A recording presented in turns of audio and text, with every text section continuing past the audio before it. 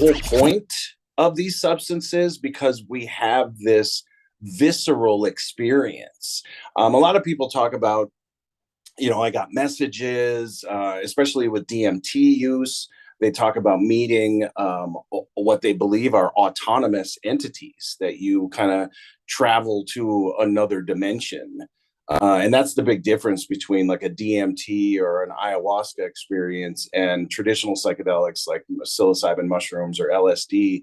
With psilocybin and LSD, it's kind of an alteration of the reality that we're in. The walls breathe and, things melt and, things look a little brighter or it gets a little weird, but you're still in the space that you've always been in.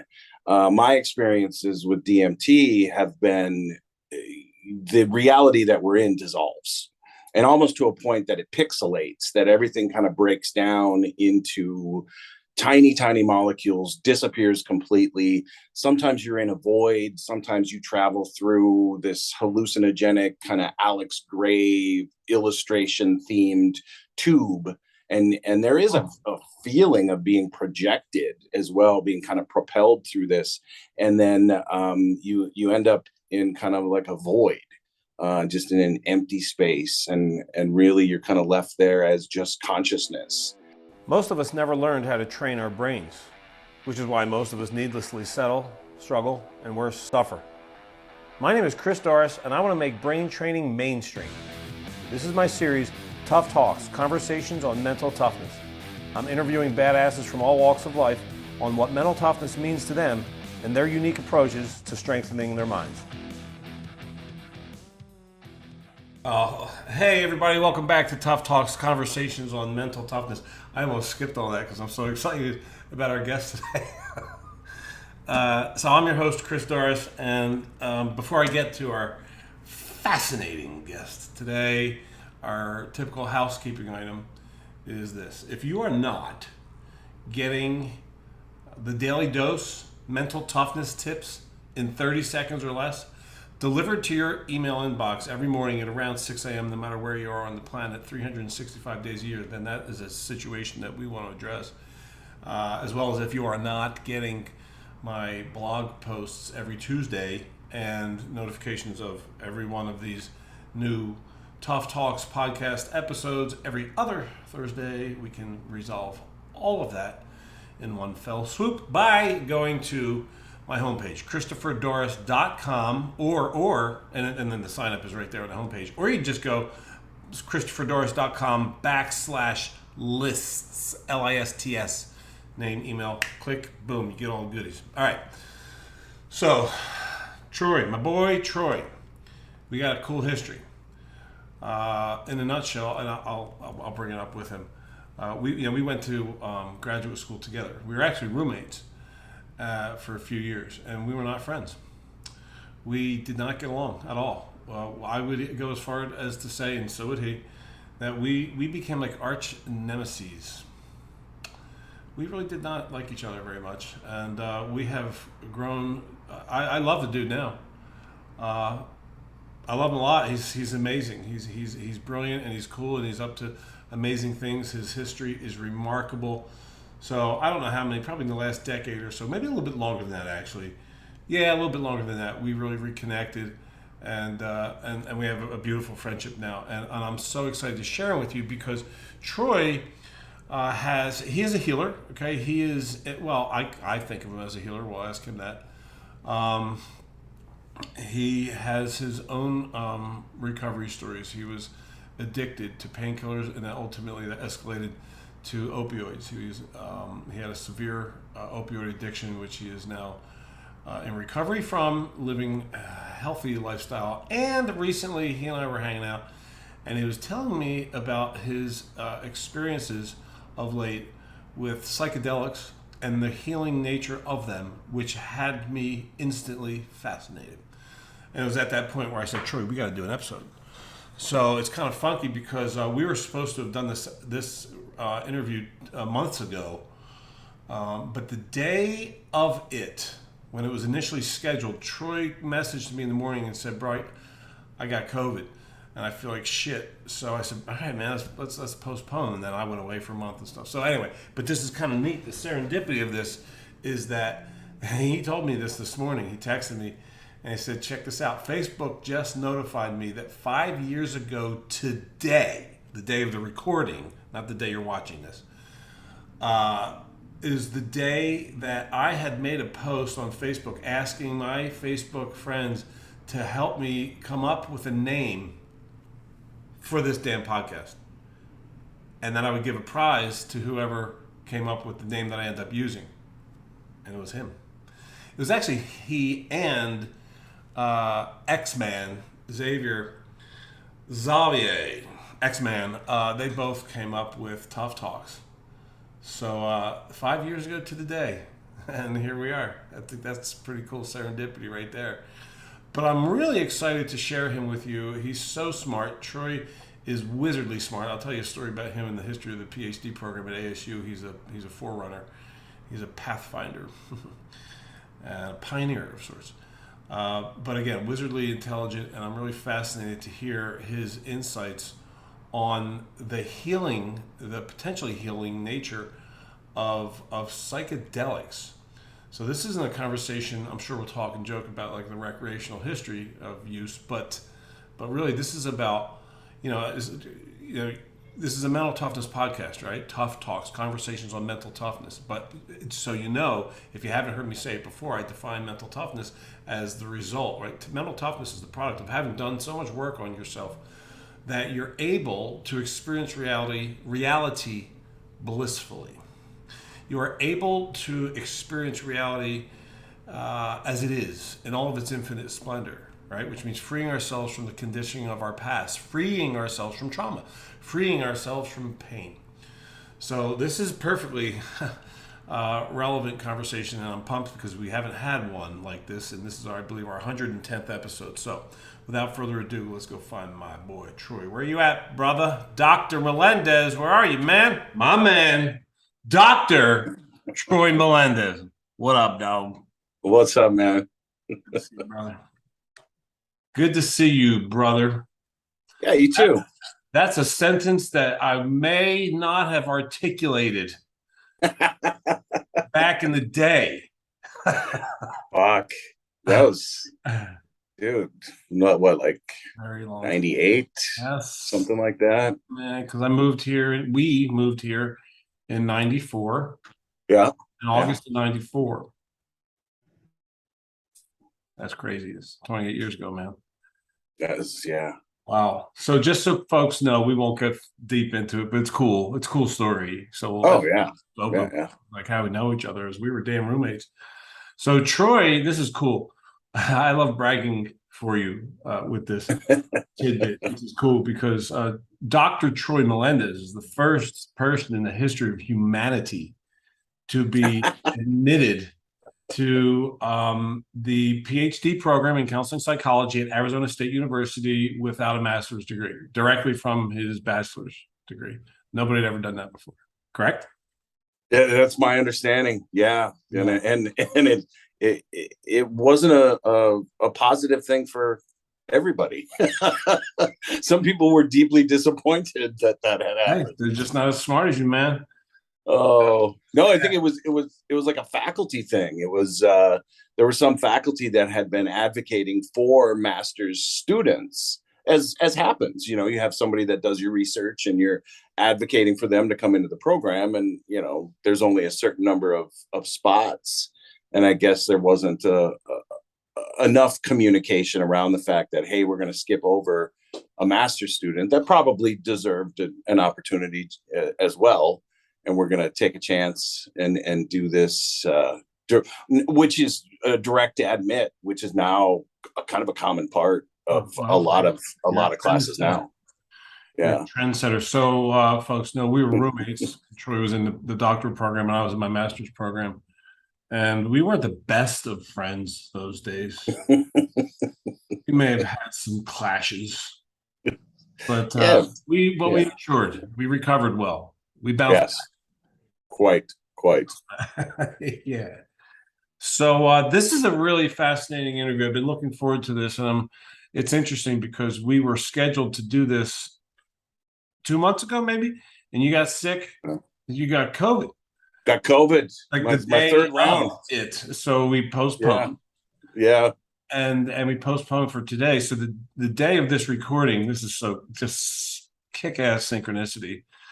Troy alerted me this morning with a text message saying, do you realize that it was 5 years ago to the day where I had reached out on Facebook asking my tribe to help me come up with a name for this goddamn podcast. Yeah. You're the one who came up. You and X-Man both came up, Xavier. Right. You both came up with Tough Talks. Yeah, duh. Friend, Come on. it's brilliant. Yeah. There was another great one. There was a few great ones. Another one was Kristen Willis, who she came up with Tough Shit. That was good. I did like that one. It's like, maybe not as marketable, but Tough Shit's pretty good. But yeah. So thank you. 5 years later for the name. The podcast is thriving, man, and I think it has at least half to do with the name that you came up with. So I appreciate it. Half, maybe 60%. Maybe 55. So this is a unique one, right? This is, I don't know, this is like our 110th episode, and we've never talked about drugs. We've never talked specifically about psychedelics. So you and I got in a conversation recently, and we were talking about something that I know very little about, and you know a lot about. And it's really relevant. It's really, really relevant. So what we're talking about is the therapeutic nature, the healing nature of psychedelics, psychedelic drugs. And so this is a podcast on mental toughness, right? But just so everyone, I will remind the audience that mental toughness, how I define it, is the result of strengthening the way that you use your mind so that you can respond to all of reality gracefully and masterfully and intelligently and creatively. So this is perfectly relevant, right? Talk about like being able to heal yourself. And so I would love for you to tell us a little bit about your experience. Like, why do you know, first of all, so much about the healing nature of psychedelics?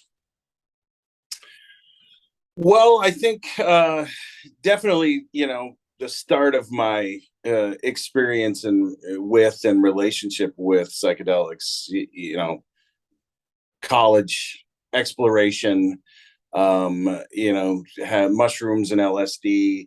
And even then, recognizing early on, like, hey, this is more than just like something fun to do. And even through what most people would refer to as bad trips, the ones that really kind of get you into yourself and maybe bring up some material that, isn't really that comfortable to deal with, but that you find out like in the days after really helps you to kind of sort through some stuff. And again, back then, at 18, 19, 20 years old, it still was more recreational exploration, but just kind of in the direction that I was headed in my studies and, in my own kind of spiritual search, quest, what have you, I started to recognize that there was something more to these substances. And I gravitated more toward the plant-based substances. I mean, obviously the LSD is synthesized from ergot fungus, but from what? Ergot fungus. Yeah. It's a I believe it's a grain. But that's what Albert Hoffman was working on a treatment for. I believe it was a respiratory treatment. So for breathing issues, and he had synthesized various substances from ergot fungus. And I spell ergot, do you know?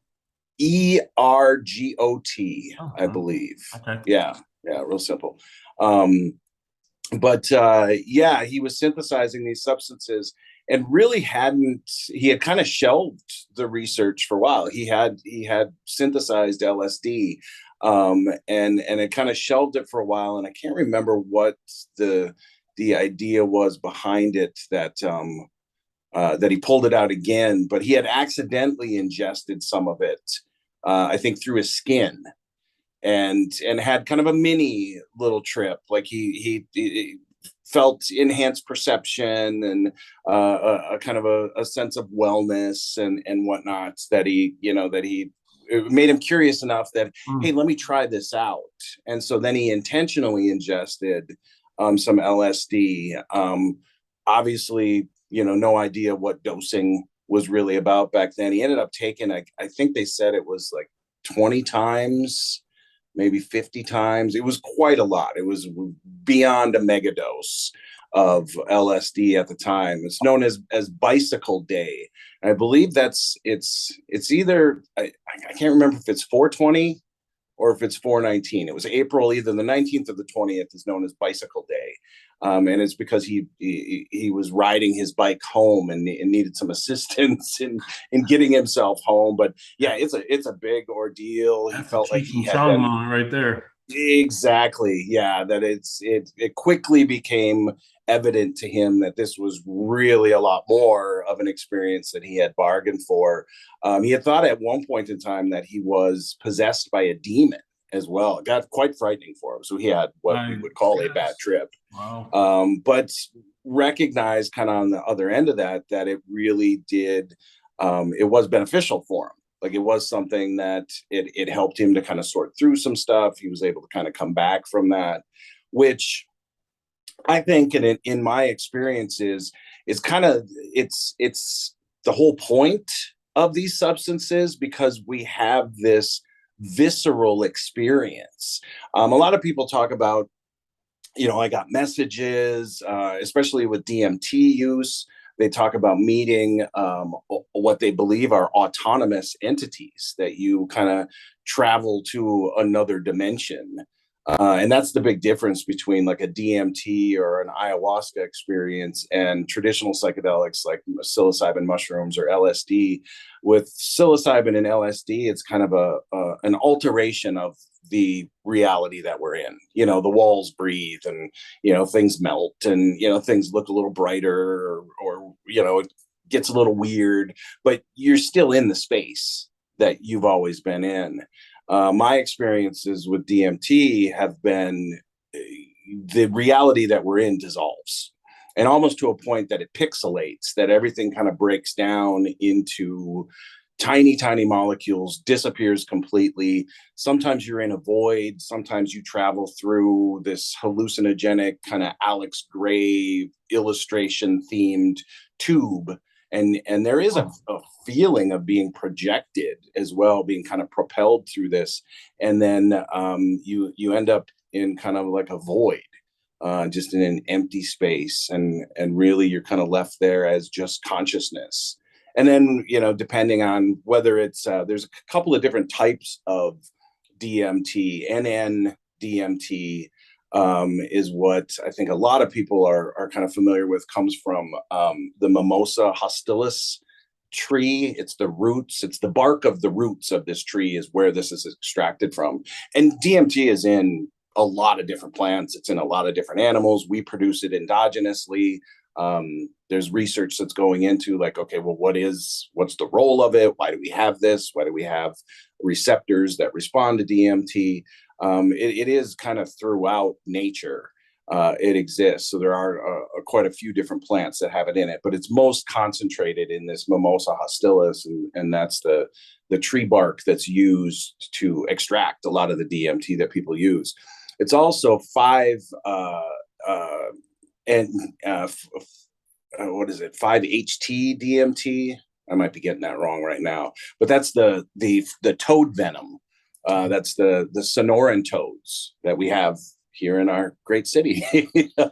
When the rains come, if you get into the outskirts of town, it wakes up the toads. These toads hibernate in the desert, and when the rains come, they come out. And they have little glands on kind of the side of their head, their neck, what would be, toad neck, little glands that secrete this substance. It's a toxin. It's a neurotoxin that they use for self-defense. But people will harvest that. They used to be really in Southern California. They used to be kind of throughout, but because people knew that these toads produce this, they've kind of been hunted and not out of existence, but they've been driven a little further south. So Sonora, Mexico, it's one of the names for them is the Sonoran toad or the bufo toad. But we have them, have them here. You can catch them out in like Gilbert, Apache Junction area, stuff like that. Oh, I've not known this for 7 years. Okay, well, It's probably a good thing that most people don't. What does DMT stand for, Troy? Dimethyltryptamine. Oh, okay. It's just a big fancy word that we just say. So you're describing some of the experience, like reality pixelating, but then you've ended up saying that like you have had the experience where you end up in some like a void. So that doesn't sound pleasant. It's not at first. A kind of a common experience that happens with people with high doses of psychedelics is they experience what folks are calling ego death, and it's really it's kind of the disillusion of us as a person, that you kind of and that's the kind of the scary part. It's like, whoa, wait a minute, I'm not going to be me anymore. I'm not going to be a dad. I'm not going to be a husband, or I'm not going to be, we kind of slowly melts away our identity, how we see ourselves in whatever persona that we've created for ourselves. And we're really just left with our consciousness in a pure sense, that we're not an individual person anymore. And that fear of that discomfort of that quickly kind of dissolves, or has dissolved for me in my experiences, into a comfort in that now we're connected to everything. Wow. We're part of everything. We kind of, I don't know, I guess in maybe a way that you'd understand that we sink down into the collective unconscious. That's, we're at that tip of the iceberg where we're our own individual entity, and then we go below the surface, and then we go deep, deep, deep, and all of a sudden, whoa, wait a minute, I'm part of everything. And there's a comfort in that. There's just a real peace in that. Okay, no, this is okay. So, but what seems scary right at the beginning as that's happening. And I think in my experience with like mushrooms and LSD and stuff way in the past, that takes a long time.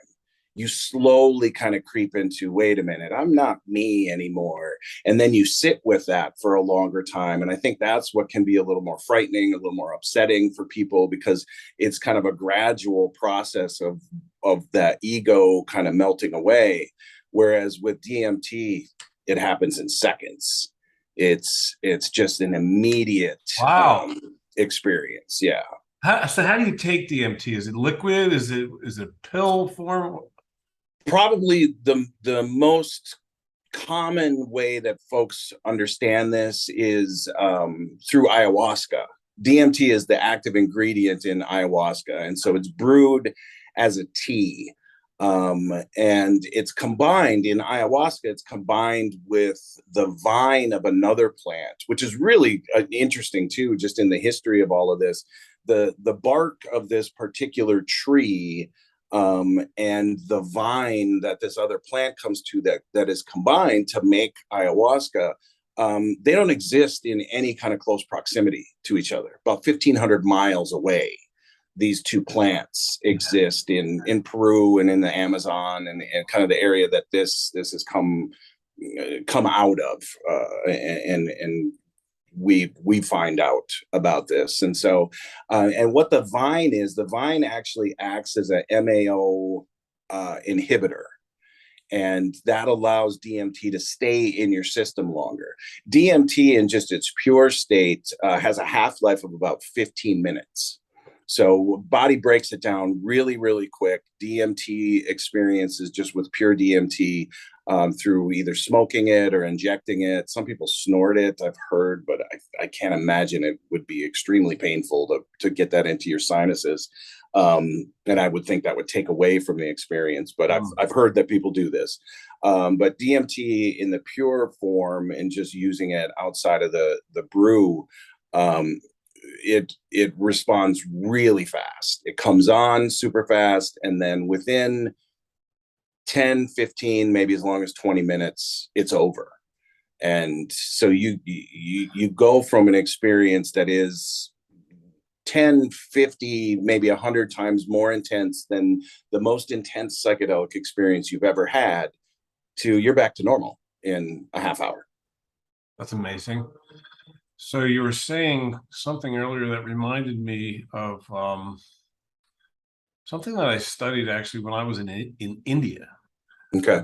at the Oneness University. Mm-hmm. Call that for a reason, one. And it's that I don't know if this is a Buddha quote or what, but it says that all of human suffering arises from the illusion of the separate self. Mm-hmm.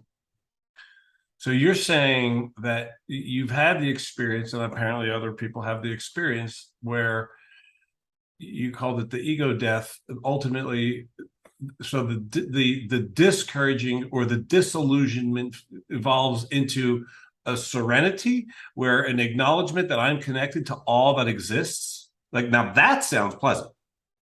Oh, it is. It's extremely. There's been a lot of research as of lately. About 2009, I think it was, when the federal government lifted the ban on research in psychedelics.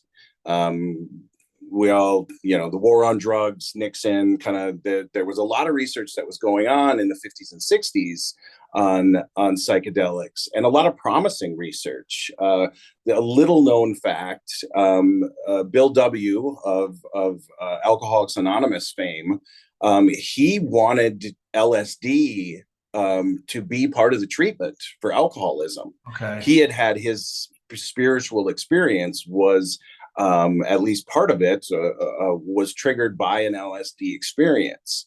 And he felt that was something that was very beneficial for folks.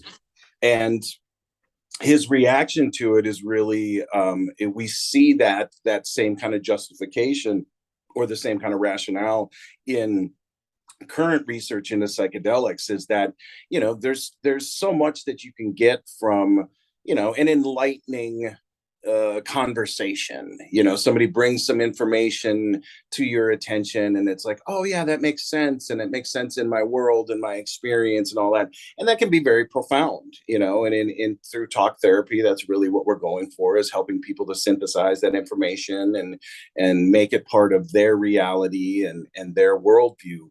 But what far exceeds that is that visceral experience that one has, when it's not the words, it's the experience. I'm feeling oneness, not just somebody's convinced me that, yeah, no, we're all really connected when you come down to it. And but no, when you actually feel like, okay, wait a minute, no, I'm not just an individual. I'm not just this autonomous person that exists in this reality. I am part of everything.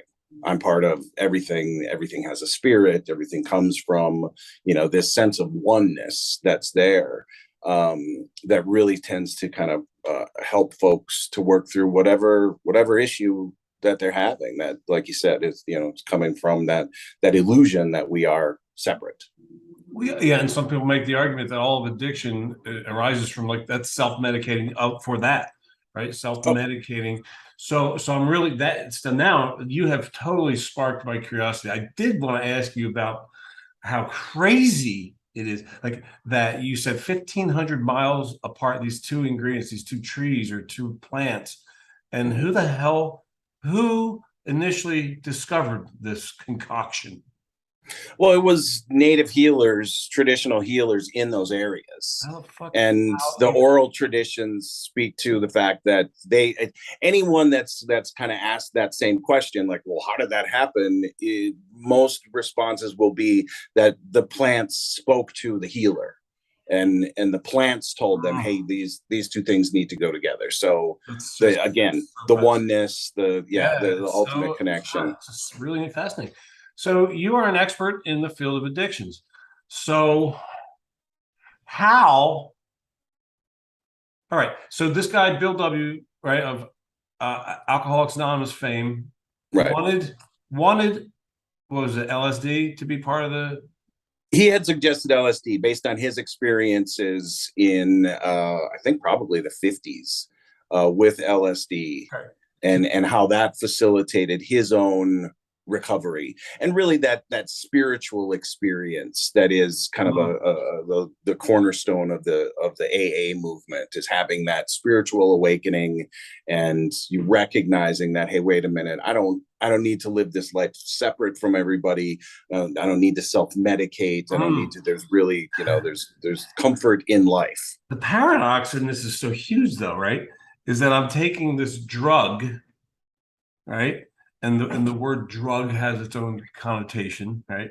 Mm-hmm. Doing drugs to heal from addiction.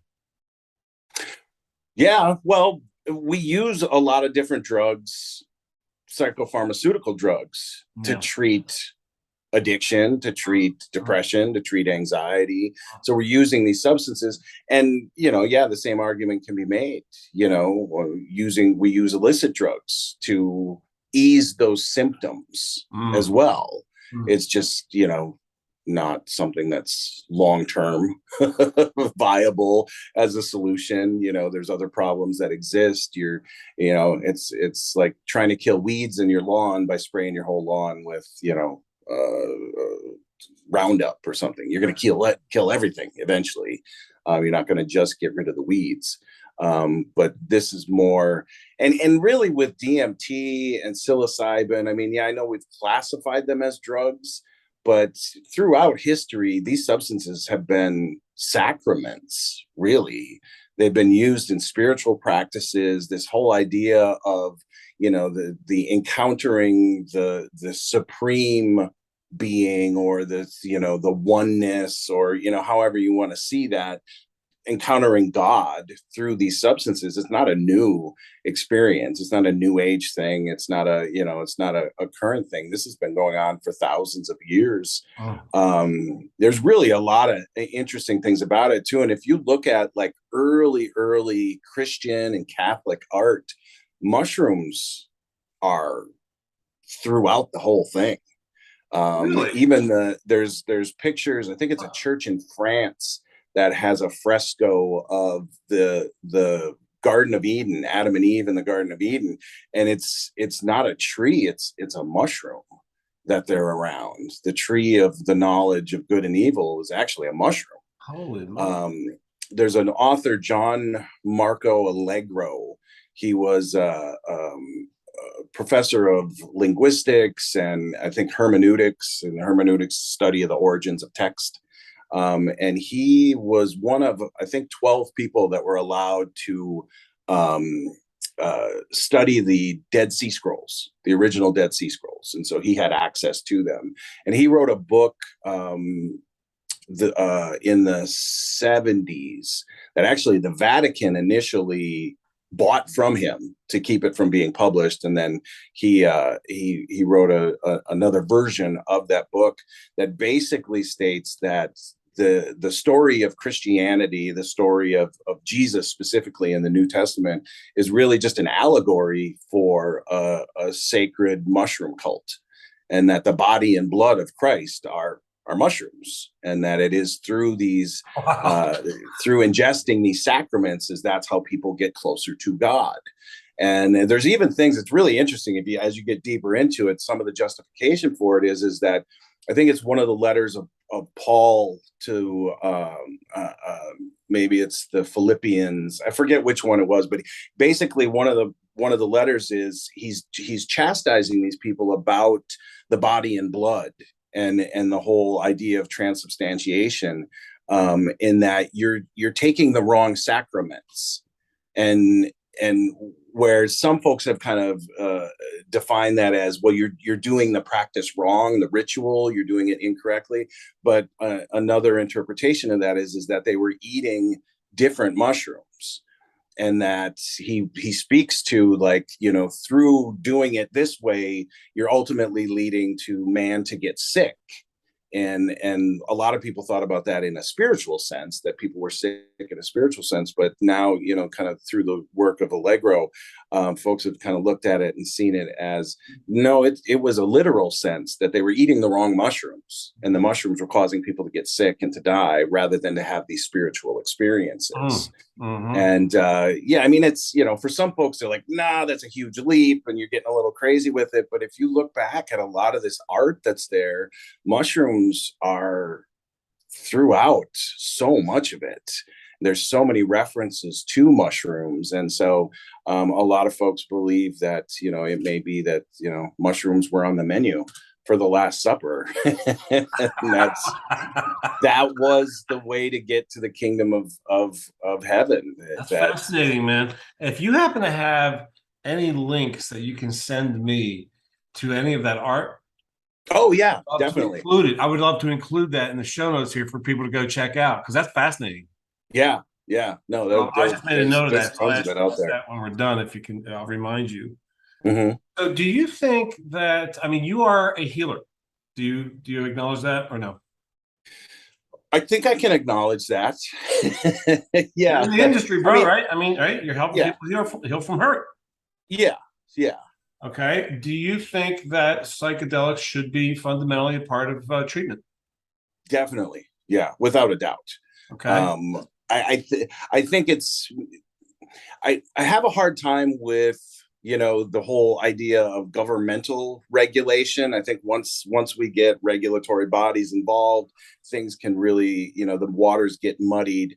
I don't believe that there's a great benefit to just having these substances just available to everybody in whatever way they want to. But my libertarian sensibilities, it's like, yeah, okay, well, if you want to just, mess yourself up on that, I guess that's your right to do that. But I do believe very strongly that there's incredible healing properties of these substances. I mean, they really, I've done a lot of different legitimate psychedelic therapies in my own recovery from addiction. I had a very, very significant addiction to opiates for many years that resulted, kind of came about from some pain treatments, and, getting prescribed opiates for pain is, I even remember there was a time when a doctor had told me, this was back in early 2000s, and I initially was using just Vicodin. And he had warned me about it and said, man, it's a slippery slope. You're always going to need more. And eventually all of it won't be enough. And that, yes, opiates are very effective in treating pain, but eventually your body adjusts and you can't take enough, to treat the pain, and eventually get to a point where, where I eventually got myself was, I wasn't taking the drugs to feel good anymore. I was taking them not to feel bad. Oof. And so it's, when we look at like, okay, well, that's our standard treatment for pain at this point. That's kind of the, the top of the chart there in being able to deal with pain. But long term, you're talking physical pain now. Physical pain, yeah. And eventually it gets to emotional pain. I think that really for myself, it was the intersection of my treatment of my physical pain, and then going through a divorce, and, the disillusion of my family, and, all of that, that it was that intersection really kind of tipped me over to the point of, okay, I'm not just taking this now for my physical pain. I'm recognizing that when I take this for physical pain, I don't really care so much about all the emotional pain. And then it's not, it's not really a conscious one-to-one thought, but it's a realization after the fact of, oh no, this is helping everything. This just makes me feel good in general. My pain is gone. My emotional pain is gone. I was a very functional addict for many years, where I'd worked in universities and held positions, in management and administration in these institutions while I was functional in my addiction. And it did facilitate my performance in that regard. It helped me to kind of be on my game. But by that time, it really was at a point where it's like, okay, if I don't take these substances, my body's going to react to that. And so I'm really taking them just to be well rather than to get over anything at this point. And so the first legitimate foray into this was with ketamine infusion therapy. And it was specifically being presented as a treatment for physical pain and for depression, which it does very well for both of those. Very similar type of experience with regards to the ego death and to a connection with that aspect, that sense of oneness. It's a little slower in coming on. It's more of ketamine's used as an anesthesia. It's used sometimes in surgery. So it is something that it's prescribed, or well, not prescribed, but administered by an anesthesiologist. You go into a clinic, they hook you up to an IV, and then you're administered ketamine to a point that you're in kind of a dreamlike state. And the experience is incredible. It was never a frightening experience. And I think maybe that was the slower come on of that experience, but it really was, it was almost like a dreamlike state. And I had, I think, 4 treatments over a period of 6 months. And I would always kind of go back to the same place of what I thought was, I thought it was God's workshop. I mean, it was the best expression or the best explanation I could come up with. It was, I was watching God put together people and the various parts of who we are and how we become ourselves and stuff. And that basically was watching him take me apart and put me back together. And that there was somehow, like, maybe he fixed some things as he did that. So it wasn't as profound in kind of this enlightenment experience. It was more profound in like, okay, wow, that was incredible in what my mind is trying to kind of wrap around and make sense out of.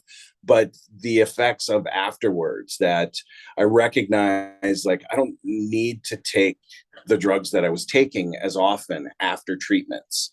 It would make it a little easier for me to space out, because really throughout that, I think the majority of my addiction to opiates, I was never really chasing a high. I was never really using them to kind of blot everything out.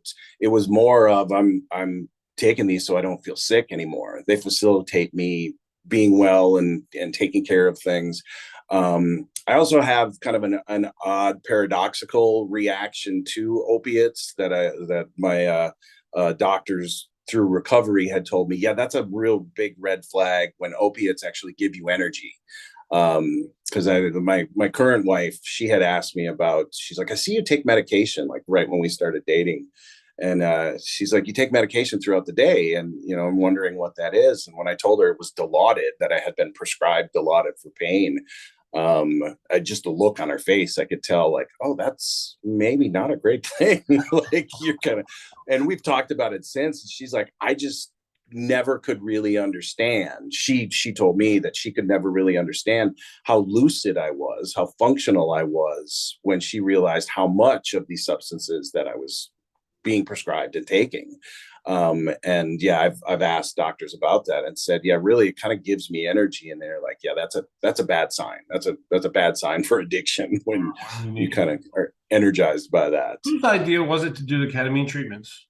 That was hers. That was my wife's idea. She's a trauma nurse, and she works in a trauma one center, and it was one of the anesthesiologists that she works in. She helps to recover people from surgery. So after they come out of surgery, she's the nurse that's there and helps you realize, okay, yeah, your surgery's done. And if anybody that's had surgery, you're going under, and then all of a sudden you're back, and it's like, wait a minute, are we going to do this or not? And they laugh at you, and they're like, no, it's already done.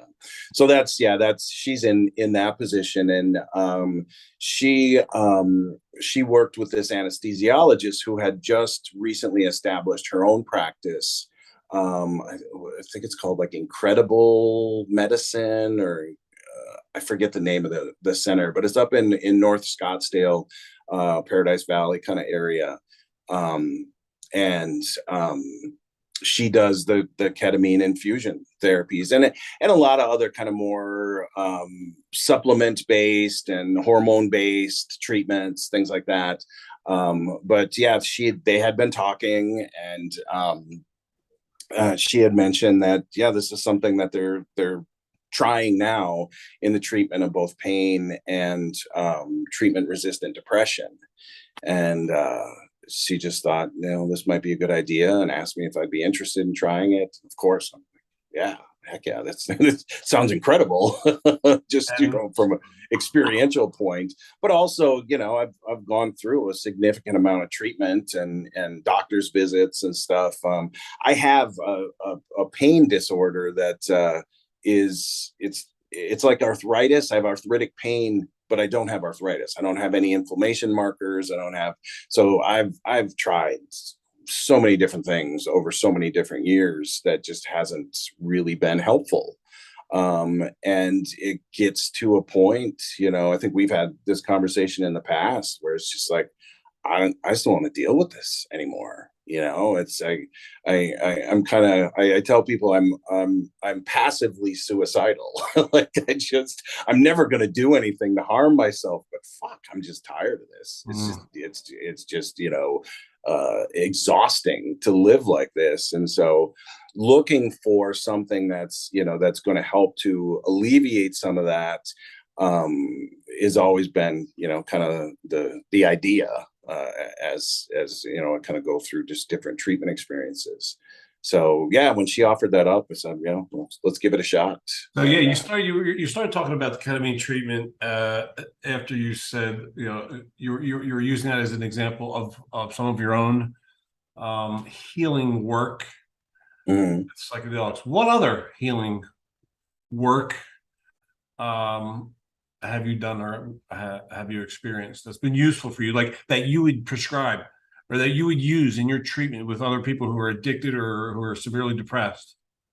Well, my experiences with DMT were very, very profound, and really what led to my recovery efforts, getting myself into a rehab facility, really addressing just the addiction, the issues that had been around my addiction. Because by that time, I had not been taking Dilaudid anymore, but started using OxyContin that I was getting kind of on the street, and then that evolved into the use of fentanyl, because really OxyContin on the street has been replaced by copycat OxyContin and the little blue Percocet pills, which are now almost all fentanyl.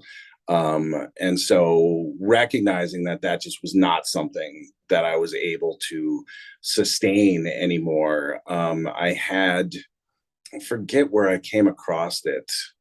I started researching into DMT after kind of really hearing about it with Joe Rogan and his kind of experiences on his podcast, and then looking into, there's a documentary that was done called DMT, the Spirit Molecule, and folks like Terrence McKenna, Dennis McKenna, George Wasson, a lot of folks that are involved in psychedelics in the past, mostly psilocybin, LSD, were interviewed on this documentary and talking about DMT as this molecule that was helping folks to make a connection with that which is beyond us, and people are having these spiritual experiences, these encounters with God, or these autonomous entities that are bringing on this healing experience for them. And so I had actually I had been wanting to experience this. I'd been looking at it. It would really increase my interest in maybe going and having an ayahuasca experience. But I've never really been much for the real long experience of like LSD and mushrooms. Like I've benefited from my experiences with them, but it always was a very incredible investment of time. And usually, after a few hours into it, it's like, okay, this was great, but I'm done now. But And I you're would not like done. this to be done now. But it's like, yeah, you're not done yet. And that was another one of the things that was really interesting to me about DMT itself, is that it was just very, very short lived experience, that you could have a very profound experience in just a matter of minutes. And so I had kind of just come across it serendipitously. Somebody had just said, hey, a buddy of mine synthesizes DMT. He extracts his own DMT from the Hostilis root, and he's just got some, and here. And this So is it was while you were full on in your addiction. yes, yeah, Using fentanyl. yeah, That's yeah, I don't think I knew that part of your story, man. yeah, I, yeah. So yeah, my first experience with it, and I'd been working with a native healer. He's passed since then, and actually he passed while I was away in sober living. I came back and I was wanting to connect with him and realized, like, oh shit, like he just died. mm, Like really, it was a week before I got back to Arizona, but this would have been a year before that. Well, a year and a half, because this would have been in May of 2020. I had gotten this DMT gifted to me, and my intent was I wanted to have this experience, and then go and speak with him about it. So I'd arranged a meeting with him. He lives up in or lived up in the Cottonwood area, and told him that I was going to be in Cottonwood and that I wanted to get together with him the next day, and we would do a sweat and just have a conversation, kind of reconnect. We hadn't seen each other in probably a couple of years. And so I rented a small cabin cottage in Cottonwood, and went up there all by myself and brought my DMT along. And I just was in the cottage, kind of did a little research on, okay, how do you do this? How is this, how am I supposed to utilize this? And yeah, I remember I took the first, because the way that you do it, you kind of take 3 big hits of this. And the first hit, it comes on real fast. Within a matter of seconds, things get kind of wobbly, and the way that you perceive sound is kind of modulated. And so it almost takes on like a digital quality.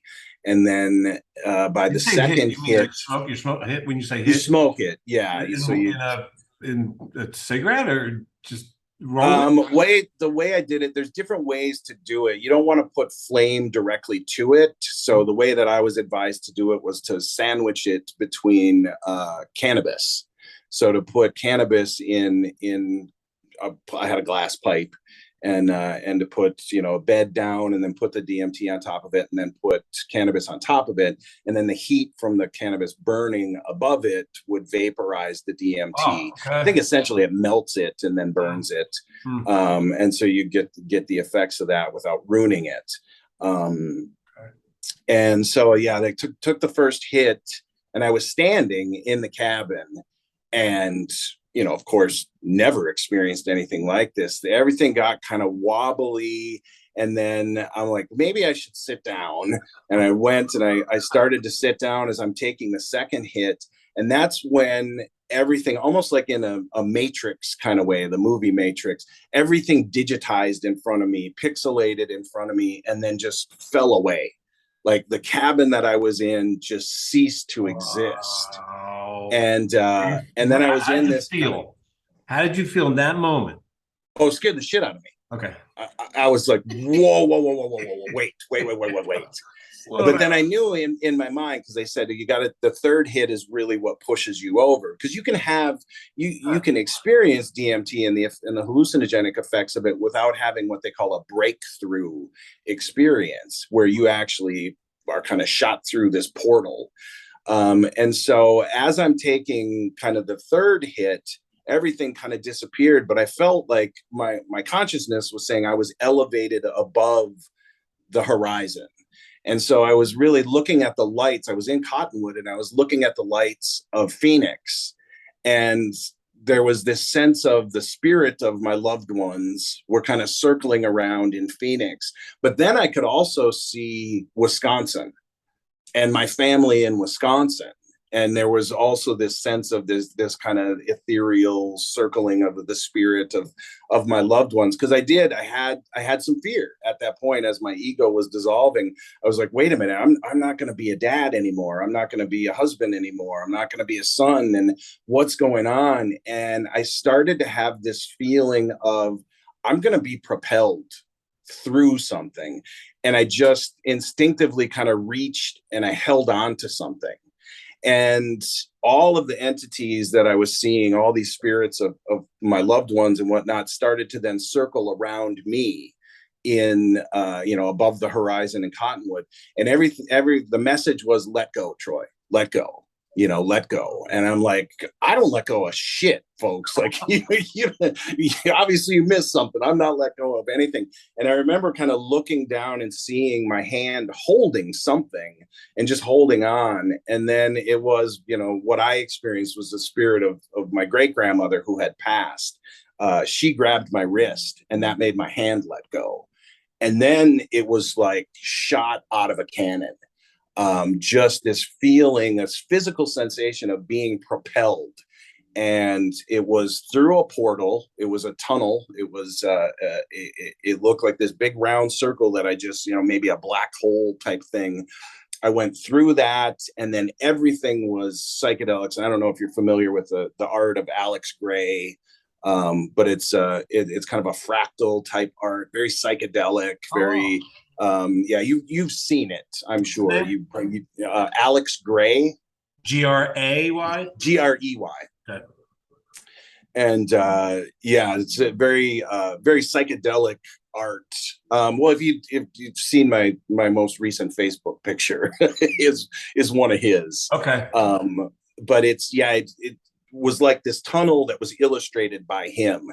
And it was like, I refer to it when I tell the story, it was a psychedelic roller coaster ride, because it was just like twists and turns and up and down. And then all of a sudden everything just stopped.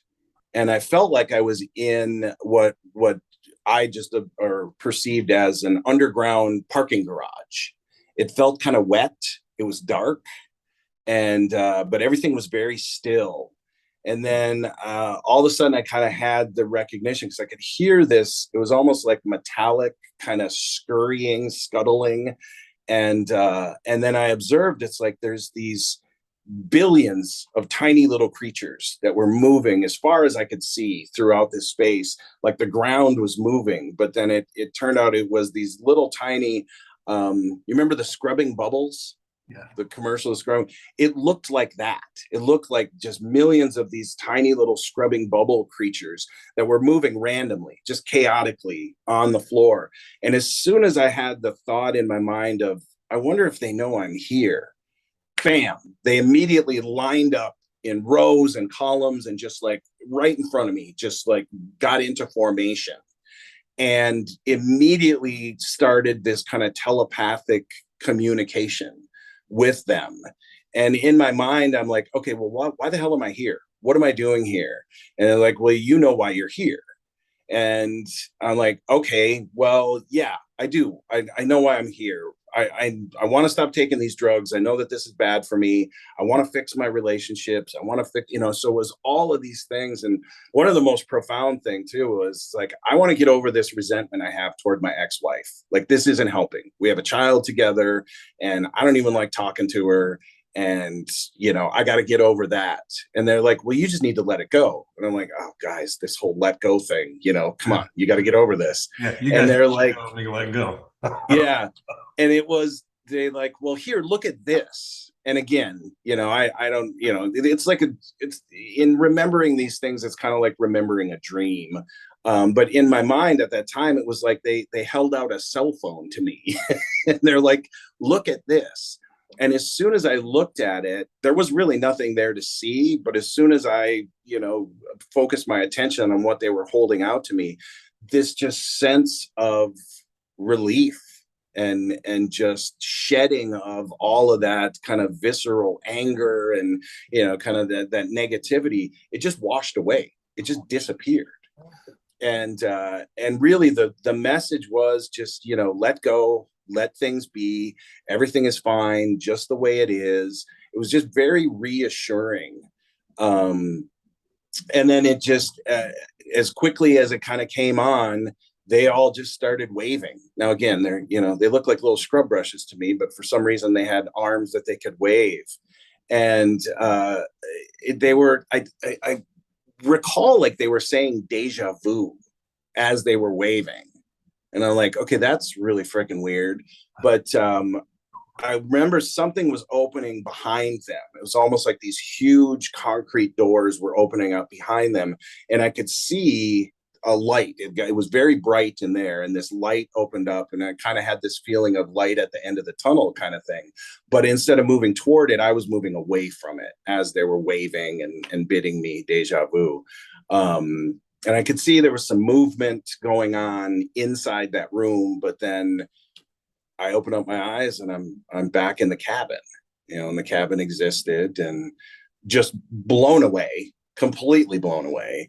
But just in this sense of peace and comfort, and that it's almost like I went and I picked something up that just kind of made everything better again.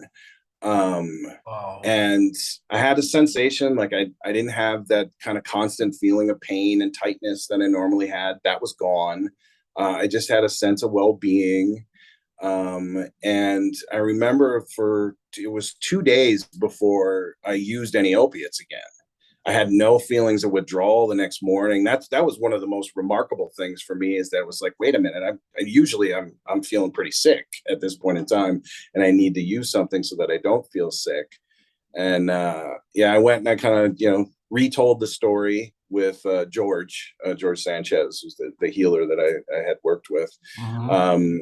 And he uses he's a Yaqui and Apache Indian, and he's used peyote for many, many years, and uses that. It's a mescaline is the psychedelic that's in that.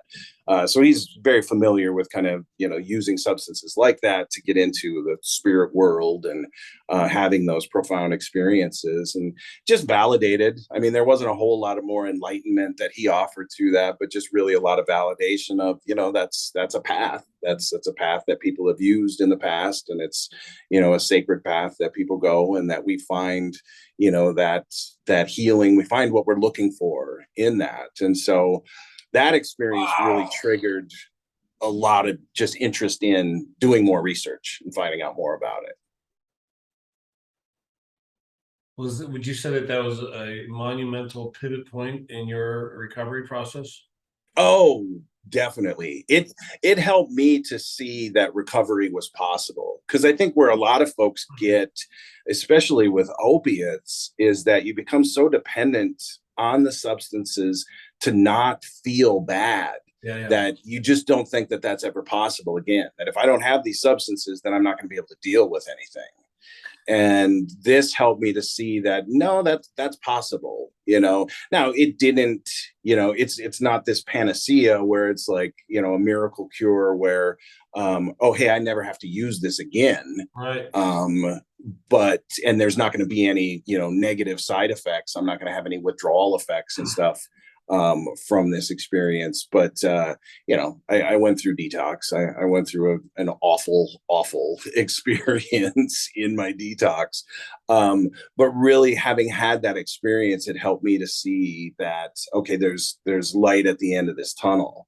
I didn't use any psychedelics in my recovery until it was probably about a year into my recovery, and recognizing that okay, I'm at a point now where I'm not using this to escape anything. This is more, I'm using it to seek out growth in my own recovery. I felt comfortable in my recovery from substances. I wasn't using substances to avoid anything or to cover things up. Mm. And I felt like okay, this is time for me to try this again, and see where I could go with this. And there are some some folks that are using psychedelics in recovery. I think there's probably some folks that are doing it in not a really healthy way, but I think that there's a lot more plant medicine communities that are now seeing the benefits of this and seeing how this is something that can help people to progress in their recovery and help people to progress in their healing. And it's taking on some more legitimacy. Like I think I mentioned it earlier, 1990 they lifted the ban on psychedelic research, and so there's a few colleges in London that have been doing some consistent research. Actually, U of A is doing research into, I believe, psilocybin. University of Michigan has had a long-standing DMT research. Johns Hopkins University has had some DMT research, and also is doing. Johns Hopkins has the first federally funded research into psilocybin. They're looking into psilocybin as a treatment for tobacco addiction and nicotine addiction. And there's more and more of these studies that are looking at, treating addiction and alcoholism with these substances, as well as, just for psychotherapy. Psychedelic psychotherapy is something that's coming on and getting more and more in the mainstream. And folks are seeing the benefits of that. And again, it's really, there's one thing to be said for having an enlightening conversation. There's another thing when that enlightenment comes viscerally, when it's a somatic experience of, okay, no, things just feel better. Well, okay, so I am not going out on a limb when I hypothesize that you've probably done a little bit of research into like what the hell is actually happening that is having the result of the experience that you just so eloquently described. And I was in rapture for that entire story, by the way. Amazing. And I'm sure so was everybody in the audience. But what the hell's going on, man? Like chemically, what's or spiritually? I don't know, cosmically. Well, chemically, what's going on is DMT specifically connects with our serotonergic receptors. So it's a serotonergic hallucinogen. It connects specifically with the 5-HT2A receptors, which I'm sure everybody knows exactly what I'm talking about. But yeah, specifically that serotonergic receptor. And serotonin has a huge impact on just our sense of well-being, and we use that in treatment of depression, and modulating serotonin in our system. So we're looking at it with regards to that. It also then affects what's called the default mode network in our brain, and the default mode network is really responsible for introspection. So really what's happening is we're going inward when we have this experience. And so I believe it's not so much, well, I don't know, I guess physiologically, psychologically, I believe that we're connecting with our concept of the deities, our concept of God, our concept of oneness. But spiritually, I guess my belief is that is what God is.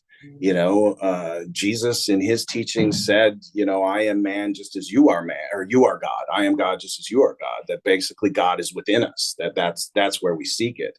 Kingdom of heaven isn't somewhere that's outside of us. It's within us. I think, the Eastern philosophies have all spoke to that as well, that, we are gods, and not gods in a sense of we're these deities, that are worthy of worship, but no, that God is within us. The concept of God, the connection with the one that is God. I think, unfortunately, over the years, religion has made God a dirty word for far too many people. I believe, the actual utterance that has become the word God, but the original utterance was probably more of a frequency thing that really just, referenced the oneness, maybe Om. Whatever, what have you. If we think back to, you think of early man, and as we started to use words to refer to things, I like to use the example of, food probably came from, ooh, good. It's like that. It makes me feel good. It's, ooh, it's so, and, I think God kind of came out in the same way, that it's this utterance, this frequency that really just kind of brings us together. It's this oneness. So I think that exists within us in a spiritual sense. And the research that I've done and what I'm reading and kind of where folks are going with this, it seems like, yeah, if we're looking at that default mode network and that it's responsible for introspection, and that's what's really highlighted. I think there's some more research to be done. We look at functional MRIs, and it can tell us, like, okay, well, what's happening in the brain during a certain experience, and that they're seeing that, well, yeah, this default mode network's working, and that means that we're having an introspective experience. And so we're going within, rather than out there. And I think that's where the answers really lie. I mean, I think it's great that we're exploring space and all of that, and we're going outward. We haven't spent enough time going inward, and I think that's where a lot more of the answers are going to be for us. That's the answers that I've found. That's where I'm at with this. It's I get to places sometimes when I get too caught up in the world and in my job and in, all the things to deal with and stuff. I get to points where it's like, you wake up with that kind of nagging anxiety, and it's like, I'm just not feeling right. And, you get to a place where it's like, well, maybe it's time to, go inward again. And I've only had maybe four. I think the last one was my fourth significant DMT experience. In the years, it's been 3 years now since I had my first. It's not something I want to do all the time. I don't think it's something that you could do all the time. I'd be a little worried if you were doing that, because it's such a profound experience. Oh, And so there's a lot of preparation that goes into it. There's times when I feel like, I think I'm going to do this, and I'll get right up to the moment of, yeah, I'm going to do this, and something happens that it's like, no, it's not time. And so there's a lot of breathing that goes into it. I do a lot of Wim Hof breathing, which, interestingly enough, Wim Hof speaks to releasing endogenous DMT through the breathing. wow. Kundalini breathing is another practice that brings about psychedelic-like experiences.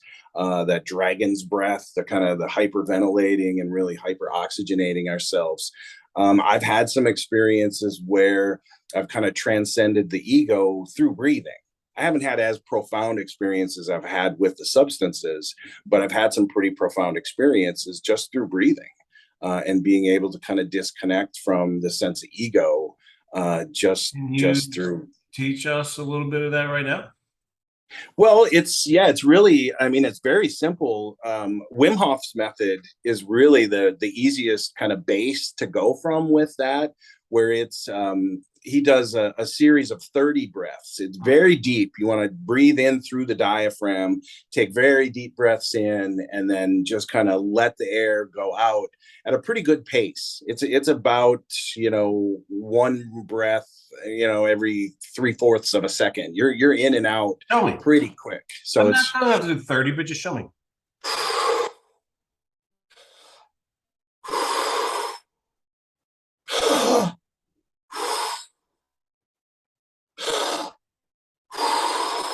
Hmm.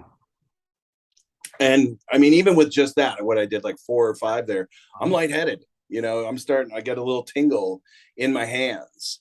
And so you get to a point where you kind of got to push through that feeling. I like to do them laying down. It's kind of the best, because you do get really Mm, lightheaded. mm, And then the important part is on the 30th breath in, you take the deep breath in and then let it all out, and then hold your breath. Stop. mm, Don't mm, take a breath in. Just mm. exhaled. You hold your breath. And on his beginner, you can find these on YouTube. Just Wim Hof breathing for beginners. The first breath hold is 30 seconds. He does 3 rounds, and then you go right from that one into another round. So it's 30 seconds, a minute, and then a minute and a half, which is really kind of neat too, because a lot of people are like, minute and a half, there's no way I'm holding my breath for a minute and a half. But by the time you've done that third round of breathing, the minute and a half just goes by like that. With But no breaths. That's amazing. That's how he yeah, swims under ice, right? And then, yeah, well, that's how he prepares himself for that, is what he's saying in, some interviews I've seen and read his book and stuff. Um, but the real important piece is, after you've done that breath retention and you're holding your breath for 30 seconds, minute and a half, when it comes time to take a breath in, you take a deep breath in and you hold that for 15 seconds. And at that point in time, you can feel it. It's a triggering of our parasympathetic nervous system.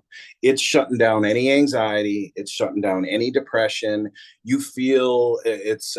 He's been hooked up to machines that have, and they take blood from him and stuff, and they see that, no, he's triggering the parasympathetic nervous system. There's a release of endogenous opiates. There's a release of endogenous cannabinoids when he's doing that deep, he calls it a recovery breath. You take that recovery breath in.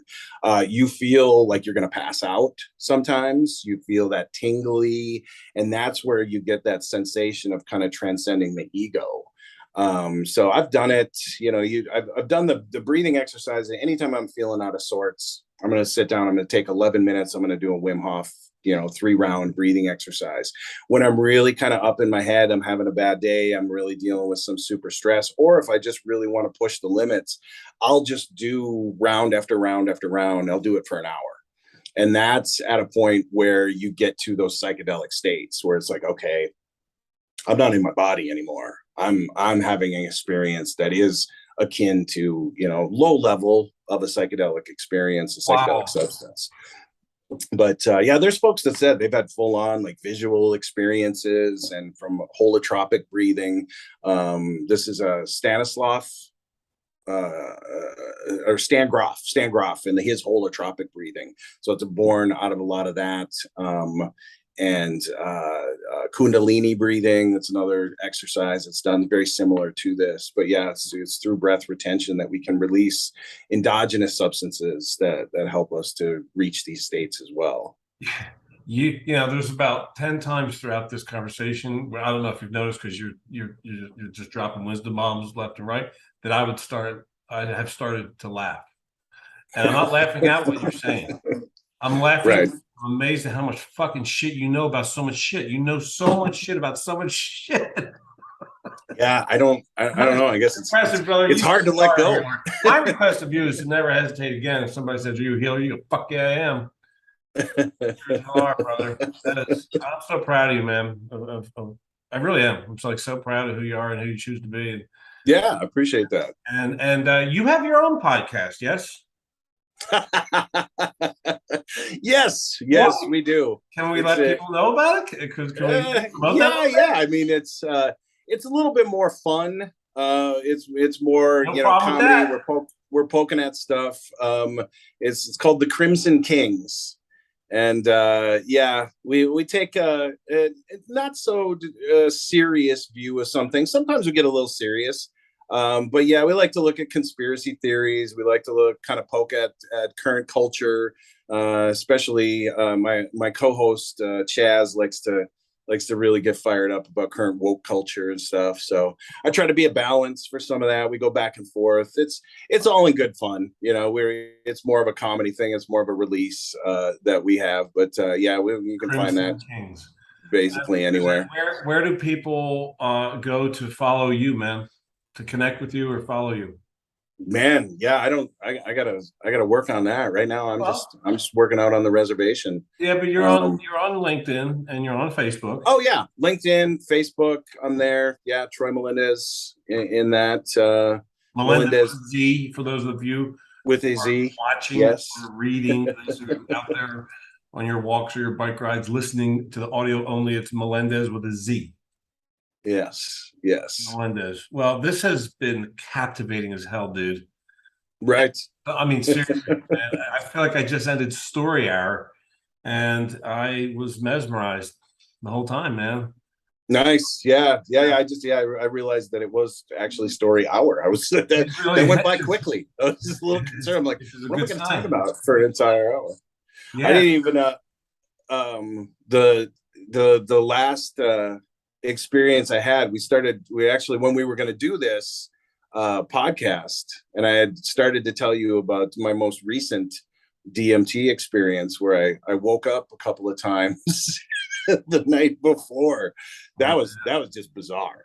I had decided that I was going to have a DMT experience, and wanted to do it in the morning. Wanted to do it at sunrise, and I woke up in the morning and I like, oh, I gotta, I'm gonna go to the bathroom here. I'm like, yeah, it feels good. It's super early, good day for doing DMT, and kind of in my head, and no one was home in my house. My wife was gone. I think she was back in Wisconsin visiting relatives or something. And as I'm going to the bathroom, our bedroom door opened, and it's my wife, and she's bringing a bike into the bedroom. And she's like, I want to go on a bike ride. We should go on a bike. I'm like, well, first of all, what the heck are you doing here? Like, you're supposed to be in Wisconsin. You're not supposed to be here. And I'm, kind of, going to the bathroom, and she's going on about, we're going to go for a bike ride. And she never really told me what she was doing there. And as I walked back into the bedroom, she was gone. And then I'm sitting on the edge of my bed and wondering, like, okay, well, what just happened?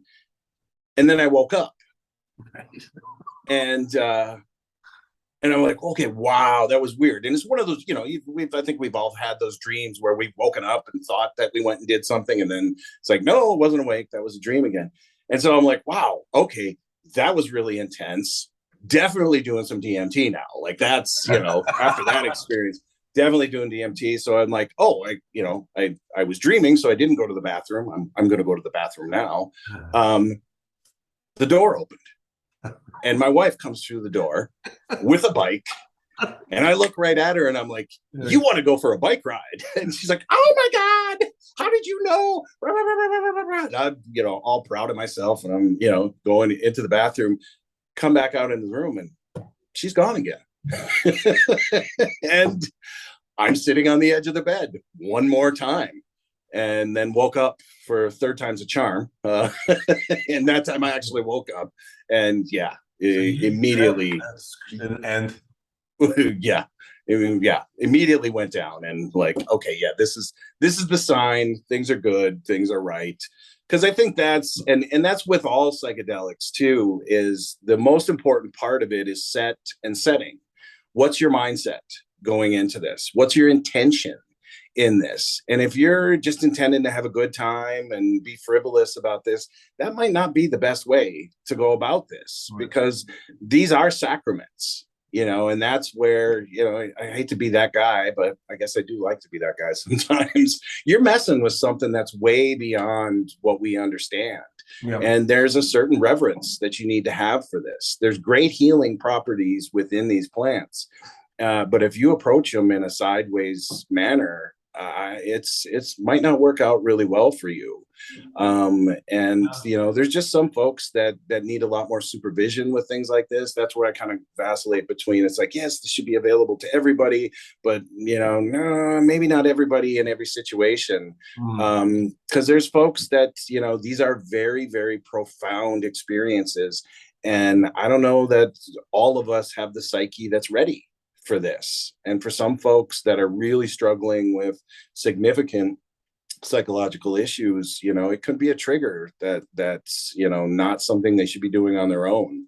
So don't run out and get yourself some Hostilis bark and, and derive some DMT from it and just try this on your own. Reach out. There's plant medicine communities throughout the United States now. Take a look at the research and see what's going on. I mean, more and more, there's going to be clinical trials that are going on as they study this. So there's opportunities to explore this stuff in a safe way. But definitely, I would say especially if you've been through a lot of different types of treatments and you're still struggling with certain things, that this could be, something that could be beneficial for folks. And so, and then I invite anybody to reach out if they have questions about this that they think I can help answer. I'd certainly that's great. point them in the right direction. And I appreciate your adding that here at the end, is the responsibility part of, you've had profoundly wonderful experiences, but that may not be the case for everyone. So I appreciate that. Thank you, brother. Yeah. Thank you, man. Big time. Good stuff. Right on. All right, brother. Peace. All right, take it easy. Man, dude, I've known the guy for 28 years now. Well, maybe, or whatever, 27. And it just never ceases to amaze me how wizardly smart he is and just how much he knows. He knows so much about so much. Love the way his brain works. Anyway, that was fascinating, and I'm actually quite excited for the future of healing. And I'm really glad that Troy added there at the end the bit about, you know, being really mindful. DMT is not legal. What he called it, I think, after we hung up from the recording, category 1 drug. I'm not sure what the word. It's illegal. Okay, it's illegal to possess. So, if you're going to explore that, find a healer. All right. So,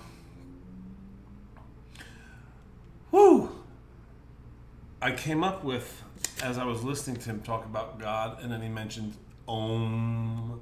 I came up with a new shirt. Om, my God. That'll be fun. Troy is sending me the mushroom art, so that should be some links should be in the show notes. And as always, thanks for tuning in to Tough Talks, and until next time, create miracles.